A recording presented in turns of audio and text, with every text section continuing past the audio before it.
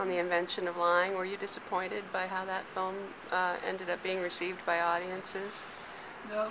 I mean, I'm a big fan of the British Office, so for me, it wasn't even about the script or anything. I want to work with voices, people who are original voices, and to me, the British Office, what him and Stephen Merchant created, is one of the most touching, honest, and funny shows of all time, and that's what sealed the deal. So, when you're just an actor on something, you can't control how the film turns out or how it's received. You just give your performance like the director asks you to, try and create a character, and other than that, whatever happens, happens.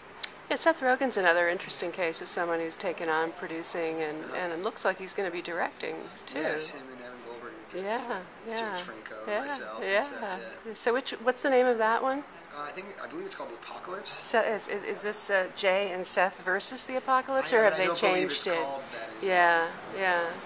So it's called The Apocalypse. what's that like? Talk about that. That film is going to be really interesting because I don't know how much I'm allowed to say, or you should probably ask them with all the details. But Seth and Evan, as much as Bennett has given me this different kind of career, and Mark and James Ploss have given me this type of career, different type of career, I wouldn't have a big career, a good career without Seth Rogen, Evan Goldberg, and Judd Apatow, because they gave me Superbad, which was my entrance into being able to make movies, and starring in movies. And, it was the kickoff to a career I'm starting to become really proud of.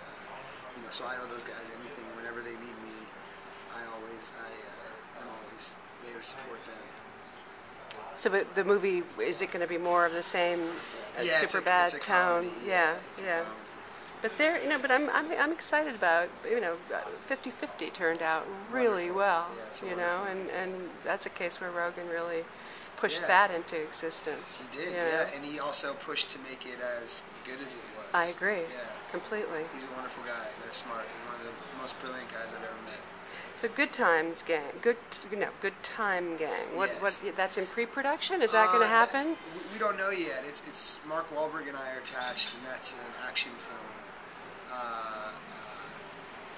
It's basically, again, just working with original voices. This kid Max Landis, who is a young screenwriter, he's John Landis' son actually, and he just wrote this script, and Mark Wahlberg and I read it, and we're like, yeah, this is an original voice. And I imagine what it was like to read an early Shane Black script or something like that. And he just has such an uncanny, original, insane voice that I read it and I kind of felt how I felt when I read Superbad, where in a different way, when I read Moneyball or Cyrus, the Duplass Brothers films, where in completely different ways we just go, oh, this is a special voice to look out for. So you guys are trying to get that going. I don't know where we're at. I'll show up when they tell me to. Exactly. Neighborhood Watch? Yes, Neighborhood Watch. Is that what you're filming now? That's what I'm filming now, yes. And that's a comedy with Ben Stiller and Spawn and myself. And I think after Seth and Evan's movie and Neighborhood Watch, I'm going to do the drama again because I get antsy to stretch that muscle. Too much of the same thing. Are you getting more of those scripts now? Literally since the day Moneyball came out. I'm sure. The doors kind of swung open in a really beautiful way, as Bennett told me they would, and I didn't believe him. And this really beautiful thing where I can't really talk about this stuff until it's official yet, but it's really, some good things. Really exciting, dramatic work to look forward to for me. And 21 Jump Street, where is that? We come out in March. We're finishing that film, and that's myself and Channing Tatum. Channing Tatum is a guy that I don't know where he lies in this universe of ours as far as what people perceive him as. He is so different and undefinable, and so different than what this movie will change your perception of whatever your perception is. I happen to be very high on him because even in really bad movies, he survives. Yes, he actually pops. He never looks He awful, never looks bad. What was that, Eagle of the Ninth, or the Kimberly Pierce movie, but if you see or him in, any of Guide these to films? Recognizing Your Saints, that's a good one too. I think he is so magnetic in that movie.